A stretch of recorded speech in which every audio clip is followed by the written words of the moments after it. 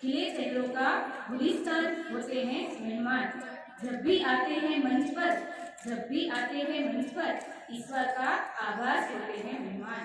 ईश्वर का आभास होते हैं मेहमान। હવે આપણે મહેમાનોને વિનંતી કરી કે તેઓ આજના 72મા પ્રજાસત્તાક પર્વ નિમિત્તે ધ્વજવંદન કરવા માટે પધારે।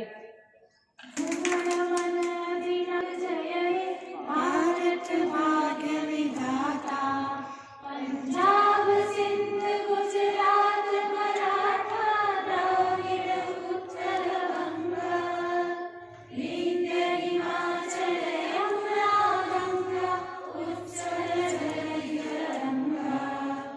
तव शुभ नामे जागे, तव शुभ आशीष मांगे, गाए तव जय गाथा।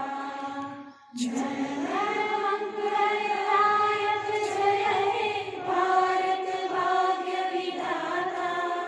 जय हे जय हे जय हे, जय जय जय जय हे। भारत माता की जय, भारत माता की जय। वंदे वंदे आजादी आजादी। કર્તવ્યની એવા માધ્યમિક તેમજ ઉચ્ચ માધ્યમિક વિભાગના આચાર્ય શ્રી લોકાબેન તેમજ દરેક કાર્ય માટે ઉત્સાહી તત્પર એવા પ્રાથમિક વિભાગના આચાર્ય શ્રી ખુશ્બુબેન, શાળાને જીવંત રાખનારા શાળાના હૃદય સમા સૌ શિક્ષક મિત્રો, સૌથી વહાલા અને દેશનું ભવિષ્ય એવા વિદ્યાર્થી મિત્રો, બધાને આજના પાવન પર્વ 72મા પ્રજાસત્તાક દિનની ખૂબ ખૂબ શુભકામનાઓ। હવે દીકરીઓને વિનંતી કરીશ કે તે પુષ્પગુચ્છથી સ્વાગત કરશે।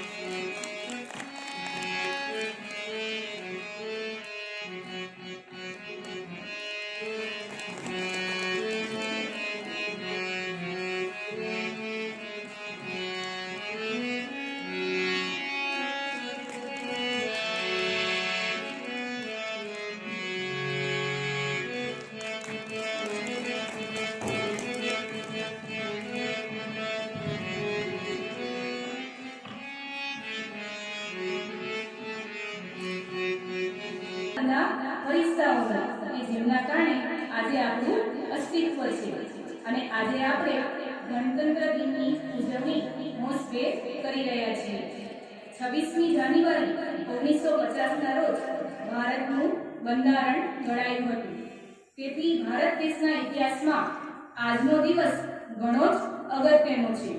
આ દિવસે ભારત સંપૂર્ણ લોકતંત્ર બન્યું। 15મી ઓગસ્ટ 19 છે અને 26મી જાન્યુઆરી 1950ના રોજ બંધારણ ઘડાયું। તે આપણો આત્મા છે। આજના દિવસે જ બંધારણની પ્રાણ પ્રતિષ્ઠા થઈ હતી। જેમ શરીર વગર આત્માની કલ્પના ન કરી શકાય, વિશે આપણે તેમની શહીદીને યાદ કરીએ, નમન કરીએ અને તેમના ભાવોનું વિસ્તાર કરીએ। રિપબ્લિક શું છે? શું છે ગણતંત્રનો અર્થ? તો રિપબ્લિક શબ્દ છે રેસ અને પબ્લિકાથી બનેલો છે, જેનો અર્થ છે લોકો સાથે સંબંધ ધરાવનારું। જો આપણે તેનો હિન્દી અર્થ જોઈએ, બંધારણને ડૉક્ટર B.R. આંબેડકર દ્વારા તૈયાર કરવામાં આવ્યું હતું। આપણા દેશનું બંધારણ ઘડવા માટે બંધારણ સભાની રચના કરવામાં આવી અને આ બંધારણ સભાએ 2 વર્ષ लिखने वालों का श्रद्धा सुमन अर्पित करे हम, श्रद्धा सुमन अर्पित करे हम वतन पर लिखने वालों को, वतन पर लिखने वालों को। હવે આવી જ એક દેશભક્તિની ભાવના લઈ અને પોતાની સ્પીચ આપવા આવી રહી છે ધોરણ 11 સાયન્સની વિદ્યાર્થીની। सर हमेशा ऊंचा रखना जब तक दिल में जान है। આપણે સૌ આજે એક વિશેષ પ્રસંગે અહીં ઉપસ્થિત થયા છીએ, ત્યારે રાષ્ટ્ર પર્વની વાત કરું તો જેટલું મહત્વ 15મી ઓગસ્ટ સ્વાતંત્ર્ય દિનનું છે એટલું જ મહત્વ પ્રજાસત્તાક દિનનું છે, એટલે કે આ 26મી જાન્યુઆરીનું છે. છેલ્લા 200 વર્ષના અંગ્રેજ શાસન વિરુદ્ધ લડત આપી આપણે આ મહામૂલી આઝાદી મેળવી છે અને પ્રજાસત્તાક દિનને ઉજવ્યો છે. આજે હું તમને એટલું કહીશ કે ना पूछो जमाने से क्या है हमारी कहानी, हमारी पहचान तो बस इतनी सी है कि हम हिंदुस्तानी है. ભારત में प्रजासत्ताक दिन की इतिहास પણ ખૂબ રસપ્રદ છે. એની વાત કરું તો બ્રિટિશ સરકારે નહેરુ કમિટીના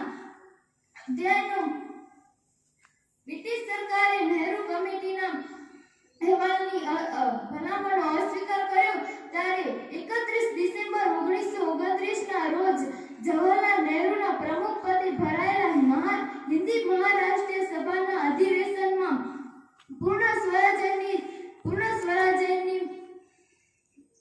ઐતિહાસિક ઠરાવ પસાર કરવામાં આવ્યો. ત્યાર પછી 26મી જાન્યુઆરી 1930 ના રોજ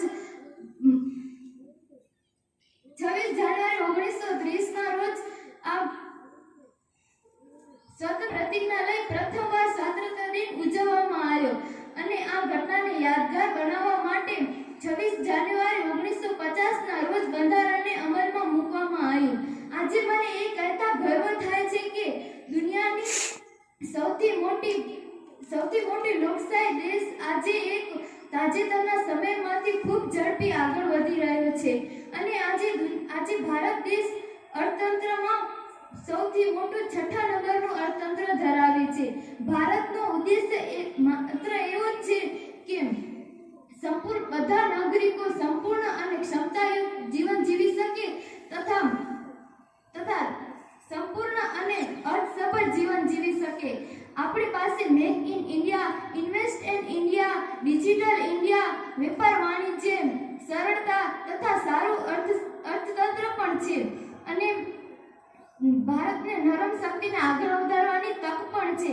આપણે સૌ જાણીએ છીએ કે આજે કોરોનાની મહામારીથી આખું વિશ્વ પીડાઈ રહ્યું છે, ત્યારે છેલ્લા કેટલા મહિનાઓથી ભારતના વિકસિત દેશો કોરોના વેક્સિન બનાવવાના પ્રયત્નો કરી રહ્યા છે.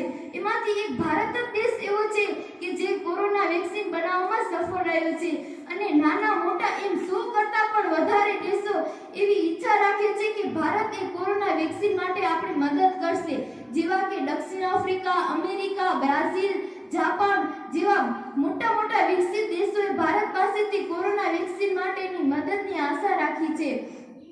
હવે વાત આવી આપણી કે આપણે ભારતના નાગરિક તરીકે શું કરી શકીએ.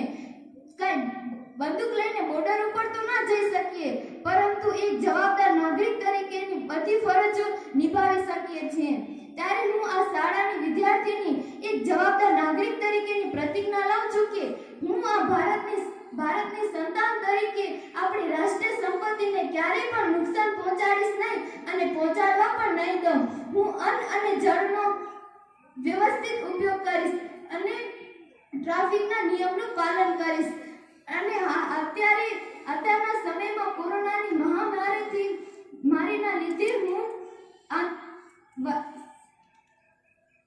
લીધે હું યોગ્ય અંતર રાખીશ, હંમેશા માસ્ક પહેરીશ અને સરકારશ્રી દ્વારા આપેલા આદેશોનું હંમેશા પાલન કરીશ. અને હું અંતે એટલું જ કહીશ, દેશભક્તોથી જ દેશનું શાન છે, દેશભક્તોથી જ દેશનું માન છે.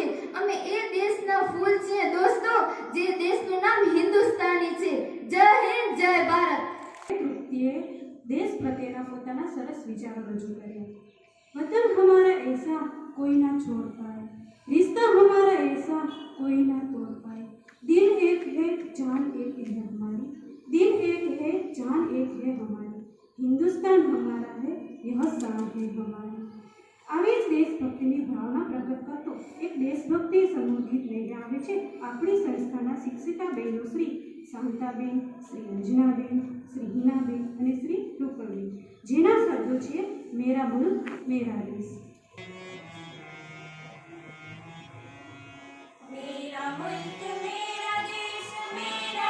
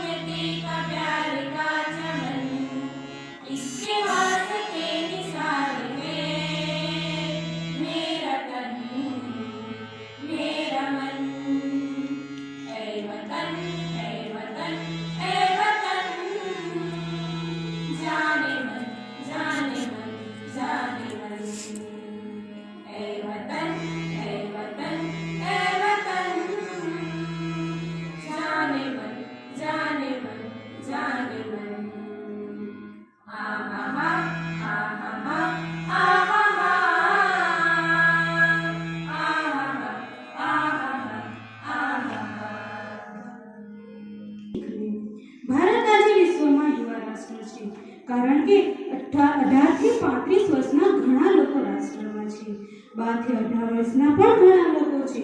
મતલબ ભારત ઘણા વર્ષો સુધી યુવાન રહી રહ્યું છે. ચીને ભારતને યુવા જોઈ પોતાની એક સંતાનની નીતિને ત્યાગી દીધી છે. એક કુશળ શિક્ષિત યુવાન નાગરિક જ સશક્ત રાષ્ટ્ર અને એક સંપન્ન રાષ્ટ્રનું નિર્માણ કરી શકે છે. જેમ આપણે યુવાનો પ્રત્યે અપેક્ષા હોય છે તેવી જ રીતે બંધારણની પણ નાગરિક પ્રત્યે અપેક્ષા હોય છે. હવે આજના આ પાવન પર્વ અનુસંધાને પ્રાથમિક આપણી શાળાના શિક્ષિકા બેન શ્રી आशाबाबेन जडेजा પોતાના વિચારો રજૂ કરશે. देश की नागरिक हूँ, जहाँ डाल डाल पर सोने की चिड़िया को पाया जाता है. मैं उस देश की नागरिक हूँ जहाँ पर छत्रपति शिवाजी महाराज और अशोक सम्राट जैसा राजा था. मैं उस देश की नागरिक हूँ जिसे अपने देश के भूगोल से पहले ब्रह्मांड का भूगोल समझ आता था. मैं उस देश की नागरिक हूँ जहाँ हर 50 मील पर रूप रंग और पहनावा बदल जाता है.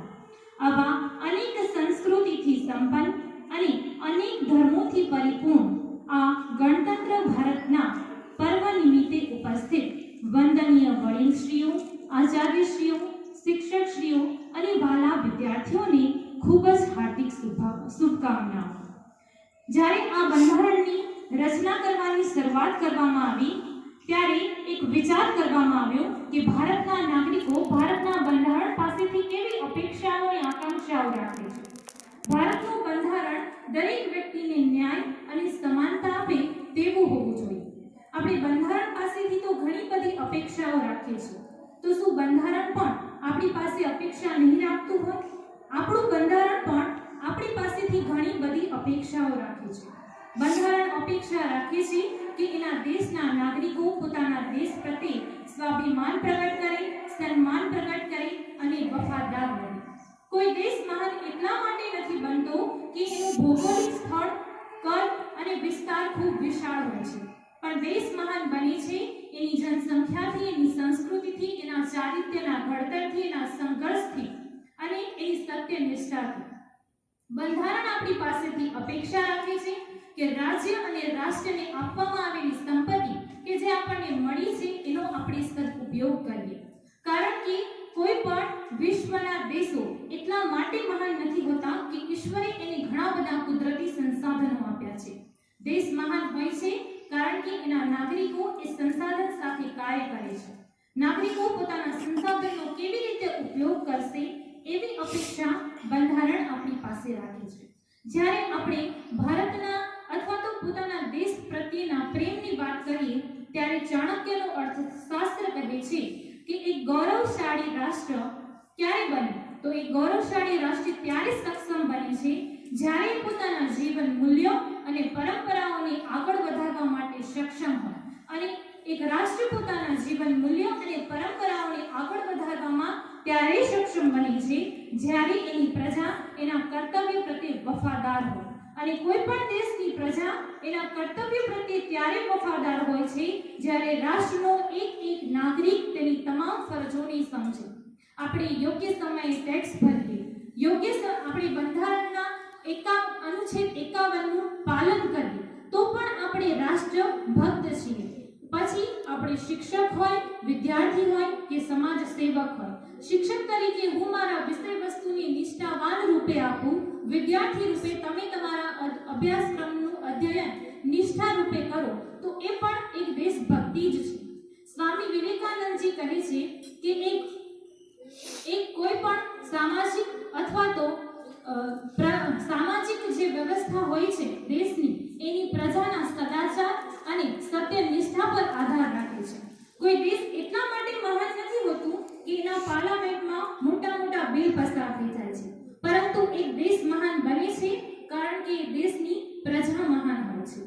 આવી બંધારણ આપણી પાસે અપેક્ષા રાખે છે. જેમ સૈનિક પોતાના દેશનું રક્ષણ અને પોતાના દેશ પ્રત્યે કર્તવ્યનિષ્ઠ હોય છે તેમ દેશનો દરેક નાગરિક એના બંધારણ, એના લોકતંત્રને વફાદાર રહે.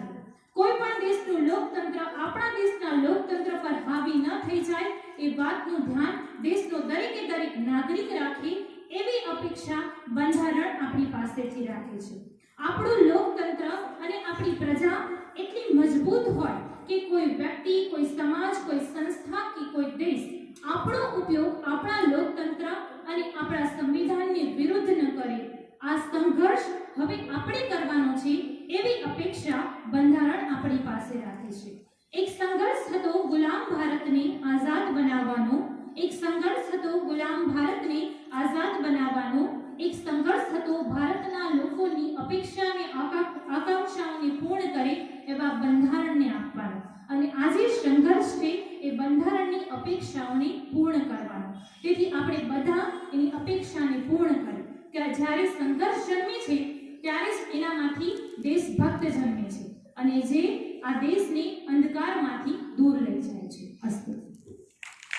અત્યારે સુંદર બેને રજૂઆત કરી બેનશ્રીએ એના વિચારો આપણે સાંભળ્યા અને આપણે પણ હવે નિર્ણય કરીએ કે સમગ્ર વિશ્વમાં લોકતંત્રનો ડંકો વગાડ્યો છે તેમાં બનાવેલા નિયમોને આપણે જીવનમાં ઉતારીએ. તો આજે આપણે જે આ બંધારણ વિશે સાંભળ્યું એના અનુસંધાને આપણે ભારત માતાનું પૂજન કરશું. ભારત માતાનું પૂજન કરશે.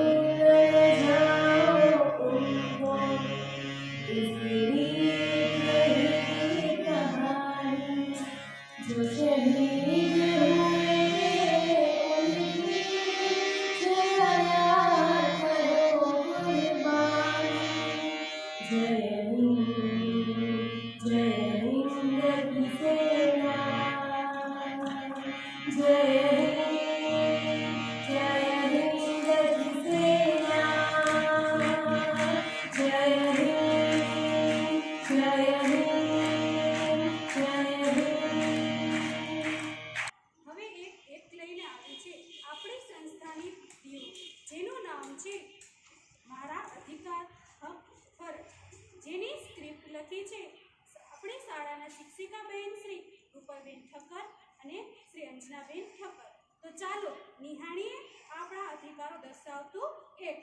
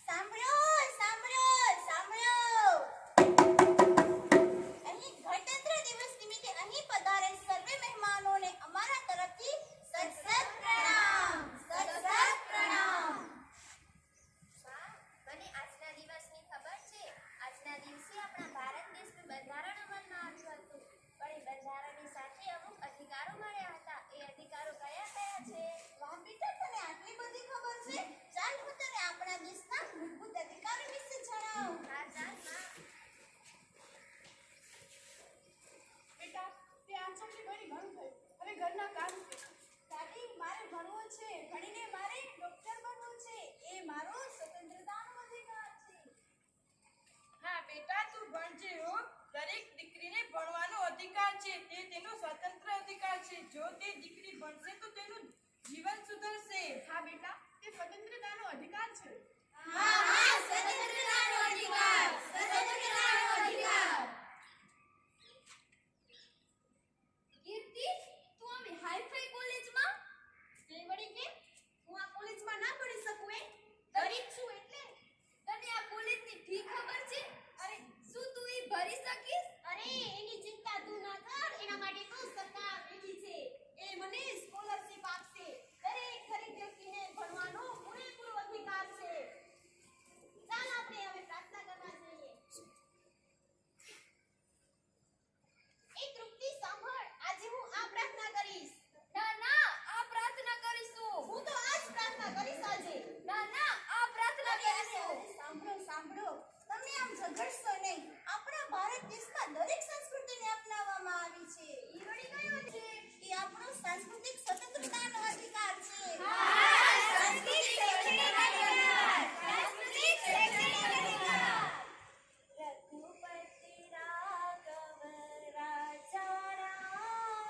પતિત પાવન. બેન, તું એમ કેમ કહેતી છો? આ મારી જગ્યા છે. હું રોજ અહીંયા આવીને નૌકા તંત્ર કરું છું. ના ના, આ તો મારી જ જગ્યા છે. હું રોજ અહીંયા બેસું છું. હા, મારી જ જગ્યા છે. ના ના, આ તો મારી જ જગ્યા છે. સાંભળો, આમ ઝઘડશો નહીં. આપણો ભારત દેશ તો પવિત્ર દેશ છે. અહીં બધા જ ધર્મના લોકો વસે છે અને બધા જને પોતાનો ધાર્મિક સ્વતંત્રતાનો અધિકાર છે. શાનો અધિકાર? આપણા ધાર્મિક સ્વતંત્રતાનો અધિકાર. ધાર્મિક સ્વતંत्रताનો અધિકાર. ધાર્મિક સ્વતંत्रताનો અધિકાર. आपा करते हैं बड़ा नाम करेगी बेटी हमारा ऐसा काम करेगी. એ કામ કરીને શું ગીતડા ગાય છે આખો દિવસ? ઓ બેન, તમે શું કહો છો? આટલી નાની દીકરીને કામ કરાવો છો અને તેનું શોષણ કરો છો. અરે તમને શું છે? ઈ મારા ઘરની નોકરાણી છે. મને જે કરાવવું એ કરાવું. બેન, તમને ખબર છે આટલી નાની 14 વર્ષની નીચેની દીકરીને કામ કરાવશો તો તમને જેલ થશે. જેલ? એ પણ મને શું કામ જેલ થાય? એ તેનો શોષણ વિરોધી અધિકાર છે. એ વળી કયો અધિકાર છે? શોષણ વિરોધી અધિકાર. હા, શોષણ વિરોધી અધિકાર. શોષણ વિરોધી અધિકાર. ઉભી ક્યાં જાસ? સિગ્નલ નથી દેખાતું. અરે મને મોડું થાય છે, જવા દો ને. મોડું થાય તો શું થયું? લાવ તારું લાયસન્સ લાવ. અરે મારી પાસે કોઈ લાયસન્સ નથી. તમે મને નથી ઓળખતા? હું અહીંયાના ડીએસપીની દીકરી છું. ડીએસપી ની દીકરી છે તો શું થયું? તું બંધારણીય ઇલાજનો અધિકાર બધા માટે સમાન જ છે. દિવાળી શેનો અધિકાર? બંધારણીય ઇલાજનો અધિકાર. હા, બધાને ઇલાજનો અધિકાર. બધાને ઇલાજનો અધિકાર. એ બેન, ધ્યાનથી તો ચાલો.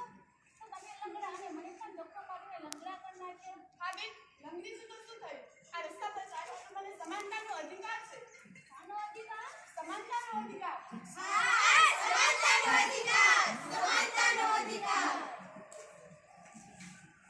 શું બેટા, હવે તને બરાબર સમજાઈ ગયું ને કે આપણા દેશના મૂળભૂત અધિકારો કયા કયા છે? હા માં, મને બધા જ અધિકારો બરાબર સમજાઈ ગયા. હવે હું પણ મારા મિત્રોને જણાવીશ કે આપણો ભારત દેશ પ્રગતિશીલ બની રહે. क्या कहना क्या नहीं कहना, क्या कहना क्या नहीं कहना, यह हमें हमारा संविधान सिखाता. भारत में रहने वालों का इससे गहरा नाता. भारत में रहने वालों का इससे गहरा नाता. भारत माता की जय. હતા અને એ સંદેશો પણ આપ્યો હતો શાંતિ, પ્રેમ, એકતા અને સમાનતાનો. ભારતીય પ્રજાસત્તાકના પ્રથમ રાષ્ટ્રપતિ ડોક્ટર રાજેન્દ્ર પ્રસાદે અમને અમારા અધિકારો કરતા અમારી ફરજો વિશે વધુ વિચારવા કહ્યું હતું અને પ્રથમ વડાપ્રધાન જવાહરલાલ નહેરુએ પણ એ જ સંદેશ આપ્યો હતો. બંધારણના ત્રીજા વિભાગની અંદર વિવિધ કલમોની અંદર નાગરિકોના મૂળભૂત અધિકારોની જોગવાઈ કરવામાં આવી છે. 4, 15, 16 અને 17 નંબરની કલમની અંદર સમાનતાનો અધિકાર બક્ષવામાં આવ્યો છે. બંધારણની 14મી કલમ કાયદાની નજરે સમાન છે અને કલમ 15 દ્વારા પણ ભેદભાવની મનાઈ ફરમાવવામાં આવી છે. એટલે કે બધા જ નાગરિકોને એક સરખા હકો અને અધિકારો છે એ મળેલા છે. जो धर्म पर मर मिटा बस वही महान है. जो धर्म पर मर मिटा बस वही महान है. कारगिल का हर जवान देव का समान है. धन्य हुई वह माटी भी जिस पर तुमने जन्म लिया. शीश नवाए उस माता को जिसने तुम्हें जन्म दिया. सीने पर गोली खा हंसते हंसते मरने वाले तुझे प्रणाम. कारगिल में लड़ने वाले तुझे सलाम. कृतज्ञ राष्ट्र का तुझे प्रणाम.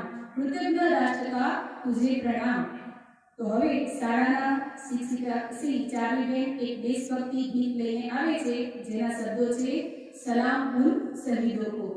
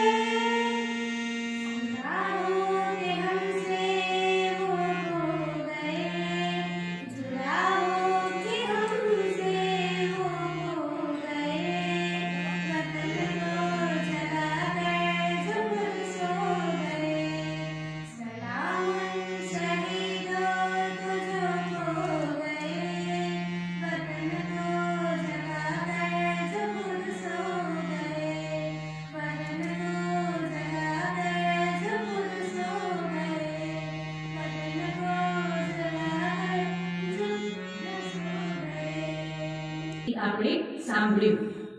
15મી ઓગસ્ટ 1947ના જ્યારે ભારત દેશ આઝાદ થયો ત્યારે ભારતમાં એક નવી સવાર હતી, એક નવો વિચાર હતો.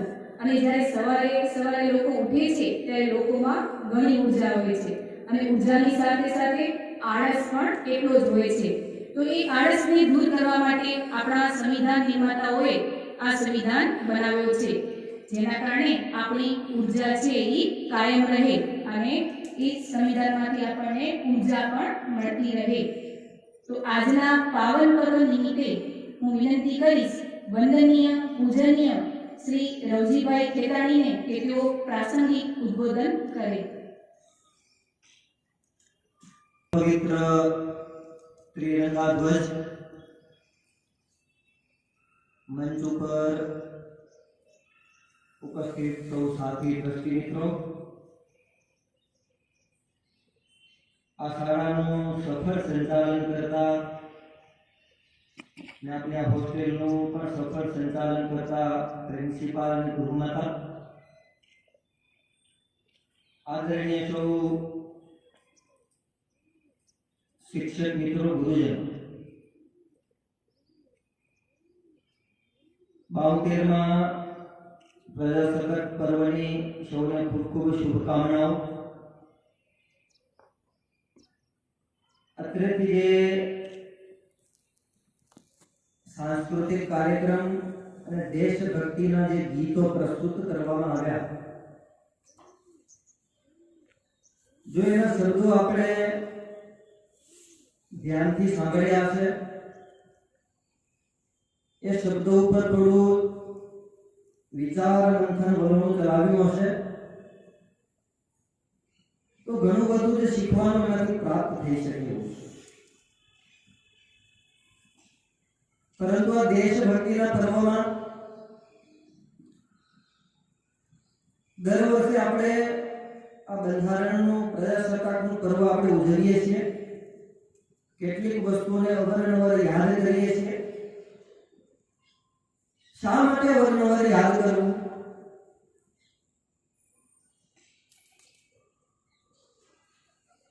અવારનવાર યાદ કરીએ તો એક પ્રકારની સંસ્કારની પ્રક્રિયા એ આપણા મન ઉપર થતી હોય છે. જેમ નળમાંથી વહેતું એક ટીપું પથ્થર ઉપર પડે છે તો પથ્થરમાં પણ એક ખાડો પાડી શકે છે, એમ આપણા મન ઉપર અવારનવાર જે વાતોનું સ્મરણ થયા રાખે એ સ્મરણની સાથે સાથે એક સંસ્કારનું સ્વરૂપ લે છે. એટલે 15 ઓગસ્ટ અને 26મી જાન્યુઆરી આપણે દર વર્ષે ઉજવીએ છીએ અને રાષ્ટ્રીય પર્વ તરીકે આપણે ઉજવીએ છીએ. આ રાષ્ટ્રીય પર્વ ઉજવવા પાછળનો બંધારણના ઘડવૈયા હશે, આપણા જે તે વખતના દેશના સ્વતંત્ર ભારતના નેતાઓ હશે, એમણે એક કલ્પના રાખી હશે કે મારા ભારતનો નાગરિક એ એક એક વ્યક્તિ દેશભક્ત બને. તો દેશભક્તિનો સંસ્કાર આપણા મનની અંદર કાયમ માટે સ્મરણ રહે, એટલા માટે થઈને આ બે પર્વો આપણે વર્ષભર ઉજવીએ છીએ. પરંતુ પ્રશ્ન એ થાય છે કે આ બે પર્વો ઉજવી દેવાથી શું આપણી રાષ્ટ્રભક્તિ આપણે વ્યક્ત કરવા માટે માત્ર 2 જ દિવસો છે? તો ના, એવું નથી. એ રાષ્ટ્રભક્તિનો સંસ્કાર એ ડગલે ને પગલે વ્યક્ત કરવાનો સંસ્કાર છે. અહીંથી બેને સરસ મજાનું ગીત વ્યક્ત કર્યું, જો શહીદ હુએ હૈ ઉનકી, ઉनको જરા યાદ કરો. 1857ના સ્વાતંત્ર્ય સંગ્રામથી લઈ 15મી ઓગસ્ટ 1947 આ 90 વર્ષના સમયગાળામાં 1857ના પહેલા શહીદ મંગલ પાંડે ત્યાંથી લઈ 1947 સુધીમાં લગભગ 6 લાખથી વધારે શહીદો આ દેશને આઝાદ કરવા માટે પોતાની શહીદી વહોરી ફાંસીના માથે લટકી ગયા. એમણે એમના પોતાના પરિવારની ચિંતા નહીં કરી, એમણે એમના પોતાના સમાજની ચિંતા નહીં કરી, પરંતુ મારો રાષ્ટ્ર, મારો દેશ એ અમર અજર રહેવો જોઈએ. તો આટલા બધા લોકોએ શહીદી આ દેશ માટે થઈને આપી છે. કદાચ વર્તમાન સમયમાં આપણે શહીદ થવાની આવશ્યકતા નથી, પરંતુ દેશ માટે જીવી તો શકીએ. એટલે બેનના વિચારની અંદર એવું પણ આવ્યું કે શિક્ષણ આપવું એ પણ એક રાષ્ટ્રભક્તિ છે. પંડિત મદન મોહન માલવીયાજી બનારસ હિન્દુ વિશ્વવિદ્યાલયના એ સ્થાપક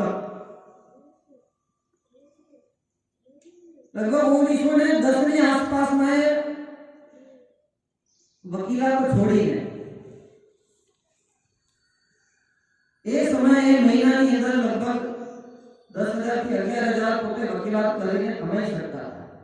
એ બધું જ છોડીને એક મોટું શિક્ષણ ધામ ઊભું કરવાની ને પ્રતિજ્ઞા લીધી, સંકલ્પ લીધો અને એક બનારસ વિશ્વ હિન્દુ વિદ્યાલય આજે આખા વિશ્વમાં નામાંકિત વિદ્યાલય છે.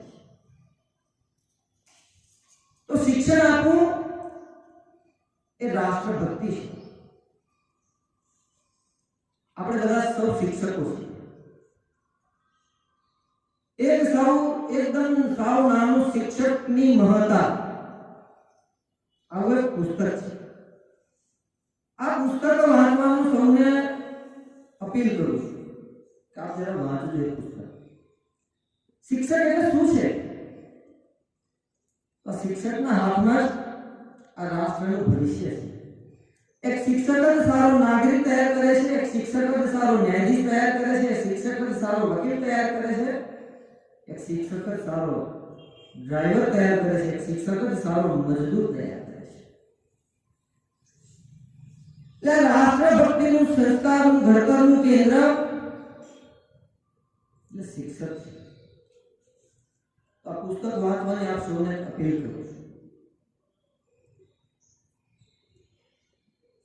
એક ગીત પણ આપણે અવારનવાર ગાઈએ છીએ, દેશી અમે આઝાદી ખડગ વિના ઢાલ.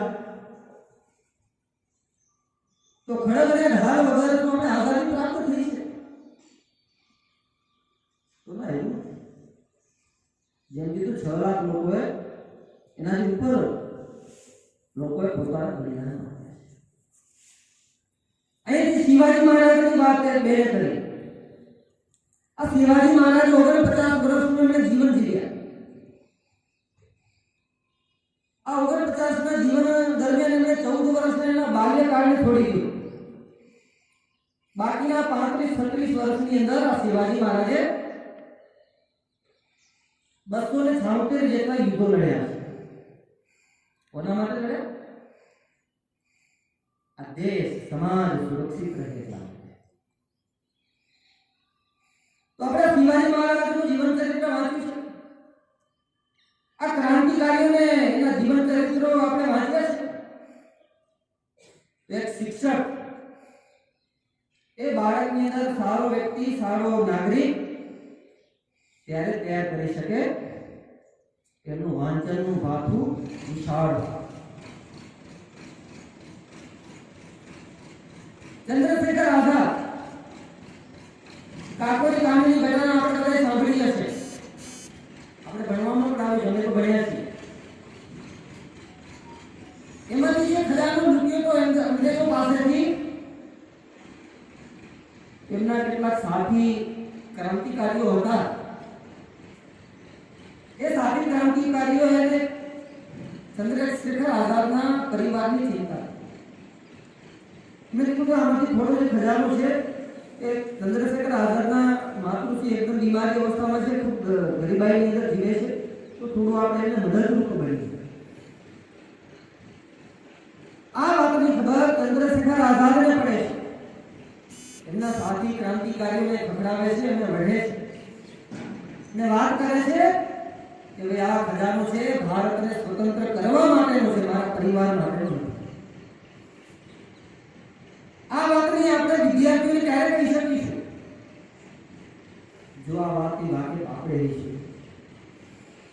મદનલાલ ધીંગરા ગર્ભ શ્રીમંત આ વ્યક્તિ, એમનું પૂરું પરિવાર ઇંગ્લેન્ડની અંદર વસનારું, આઝાદી પહેલા ગર્દન વાયલીની જેમને હત્યા કરી નાખી. એ મદનલાલ ધીંગરા આર્થિક રીતે ખૂબ સુખી અને સંપન્ન, પરંતુ ભારતને સ્વતંત્ર કરવા માટે એ પોતાની જે આર્થિક સમૃદ્ધિ હતી એને છોડી દીધી અને દેશને આઝાદી અપાવવા માટે થઈને અંગ્રેજોની સામે પડ્યા, બંદૂક ઉઠાવી અંગ્રેજોનો સંહાર. આ વાત જો આપણે ધ્યાનમાં હશે તો આપણે વિદ્યાર્થીને આપી શકીશું. તો આવા ક્રાંતિકારીઓના જીવન ચરિત્રો જો આપણે થોડા વાંચેલા હશે આપણે વિદ્યાર્થીઓને આપી શકીશું. આજ સાચી રાષ્ટ્રભક્તિ છે, આજ આપણો બંધારણ દિવસ છે, આજ આપણી રાષ્ટ્રભક્તિ વ્યક્ત કરવાનો એ વાત છે.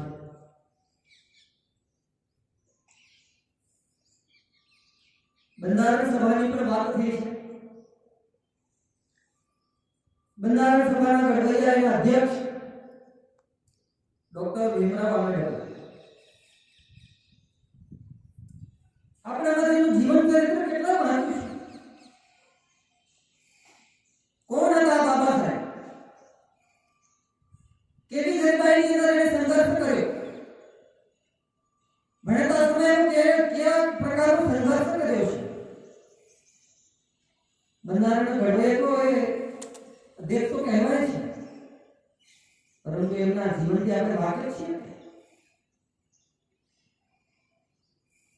તેમના વિદ્યાર્થી જીવનનો પ્રસંગ એવો છે કે ભણવાની અંદર એકદમ એ સ્કોલર હતા, હોશિયાર હતા, પરંતુ ક્યાંક જ્ઞાતિના હિસાબે એને ક્લાસરૂમની અંદર એક ખૂણામાં બેસાડવામાં આવ્યો. એમના માટે આસન અલગ રહ્યું. બાકીના બધા જ વિદ્યાર્થીના આસન એ સ્કૂલમાંથી પ્રાપ્ત થતું મળતું હતું, પરંતુ આ બાબા સાહેબને એમનું આસન પોતે લઈ જવાનું ને લઈ આવવાનું ને એક ખૂણામાં બેસવાનું. શું કામ? એ ફલાણી જ્ઞાતિના છે.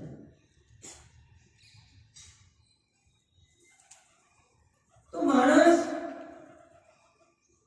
એમના જીવનથી ધન્ય બને છે. કોઈ જ્ઞાતિગત રીતે પછાત હોય છે એવું હોતું નથી. તો આ પ્રકારે બાબા સાહેબે અનેક પ્રકારના સંઘર્ષો એમના જીવન દરમિયાન વિદ્યાર્થી અવસ્થામાં કર્યા છે. સ્કૂલની અંદર એમને પાણી પણ ઉપરથી આપવામાં આવતું. ગ્લાસ આપીશું તો આપણે હડાઈ દઈશું. તો આવું સંઘર્ષશીલ જીવન આપણા બંધારણના ઘડવૈયાનું, એના અધ્યક્ષનું રહેલું છે. એમનાથી આપણે ક્યારે શું પરિચિત થઈશું જો આપણે એમનું જીવન ચરિત્ર વાંચ્યું હશે? અને આ બાબા સાહેબનું બંધારણ સભાનું આખું જે વક્તવ્ય હતું, એનું લેક્ચર હતું, એ આપ સૌને સાંભળવા જેવું છે, વાંચવું જોઈએ. અત્યારે બધું ઓનલાઈન ઉપલબ્ધ છે. એ બંધારણનું જે બેને કહ્યું 2 વર્ષની ઉપર આખી જે બંધારણ ઘડવાની આખી પ્રક્રિયા ચાલી.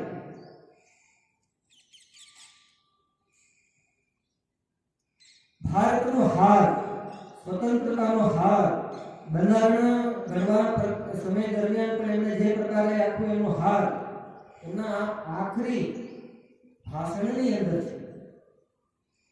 યાદ કરીએ છીએ આપણે પ્રજાસત્તાકના પર્વના દિવસે, પરંતુ આપણે એમનો આખરી બૌદ્ધિક ભાષણ, વક્તવ્ય, લેક્ચર જે કહીએ સાંભળ્યું છે. જો શિક્ષકો સાંભળ્યું હશે તે આગળ કહી શકશે. સરસ વિદ્યાર્થીઓ બહેનો દ્વારા એક મૂળભૂત અધિકારો અને ફરજો શું છે એની વાત. આપણે બધા આપણા મૂળભૂત અધિકારો અને ફરજો માટે તો સચેત રહીએ છીએ, પરંતુ આપણું ભારતીય ચિંતન એનાથી પણ ઓર અધિક વિચાર વ્યક્ત કરે છે, ને એ છે આપણું કર્તવ્ય. ફરજ અને કર્તવ્યમાં બહુ મોટું અંતર છે.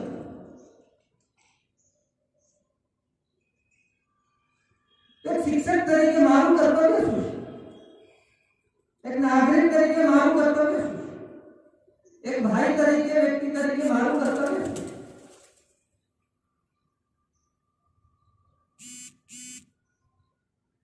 તો મૂળભૂત અધિકારો અને મૂળભૂત જે ફરજો છે એમ રાષ્ટ્ર માટેની પણ આપણું કેટલું કર્તવ્ય છે. આ કર્તવ્યને પણ આપણે યાદ રાખીએ અને પણ અવારનવાર સ્મરણ કરીએ. એક માતા તરીકેનું કર્તવ્ય, એક બહેન તરીકેનું કર્તવ્ય, એક શિક્ષક તરીકેનું કર્તવ્ય, એક ગુરુ તરીકેનું કર્તવ્ય, એક દેરાણી જેઠાણી તરીકેનું કર્તવ્ય, એક ભાઈ તરીકેનું કર્તવ્ય શું છે? કર્તવ્ય પ્રત્યે આપણે સભાન થઈશું તો મને એવું લાગે છે કે આ રાષ્ટ્ર વધારે ઉન્નત બની શકશે, વધારે સશક્ત બની શકશે, વધારે વૈભવી બની શકશે. તો શિક્ષક તરીકે વિદ્યાર્થીઓને આપણે એનું કર્તવ્ય શું છે એ એમને જો સારી રીતે આપણે શીખવી શકવામાં સફળ રહીશું તો એક ભારતનો સારો નાગરિક એ તૈયાર કરી શકીશું.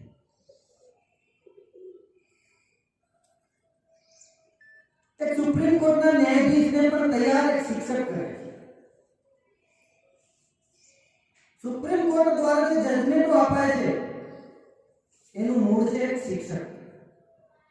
કારણ કે સુપ્રીમ કોર્ટના ન્યાયાધીશને તૈયાર કરે છે શિક્ષક.